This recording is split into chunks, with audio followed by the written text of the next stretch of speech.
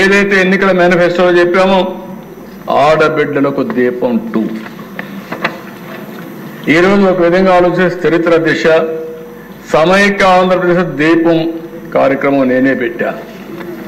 ఆ రోజు దేశంలో ఎవ్వరూ కూడా ఆలోచించినప్పుడు మా తల్లి కష్టాలు నేను ఒకసారి ఆలోచించుకుని ఎవరైతే ఆడబిడ్డలు ఉన్నారో ఏ ఆడబిడ్డకు అలాంటి కష్టం రాకూడదనే ఉద్దేశంతో ఆ రోజు దీపం ప్రవేశపెట్టాం. ఈ దీపం యొక్క ముఖ్యమైన ఉద్దేశం చూస్తే అధ్యక్ష ఎక్కడెక్కడో కట్టెలు తెస్తారు.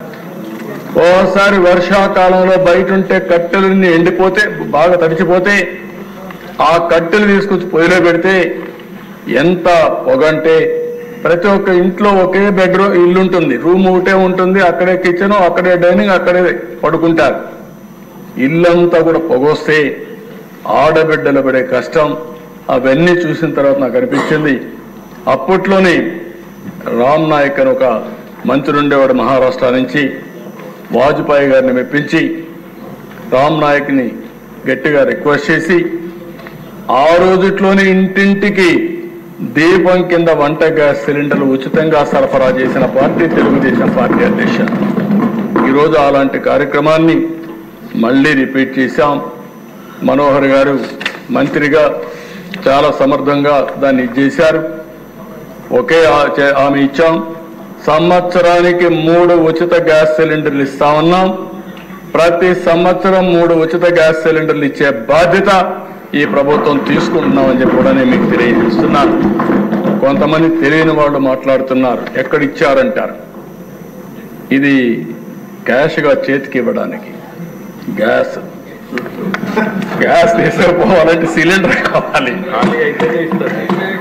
అంటే ఎవరైనా సరే గ్యాస్ సిలిండర్ ఇంట్లో ఉంటే అయిపోతానే బుక్ చేసుకుంటారు. బుక్ చేసుకుంటే గ్యాస్ వస్తున్న దశ.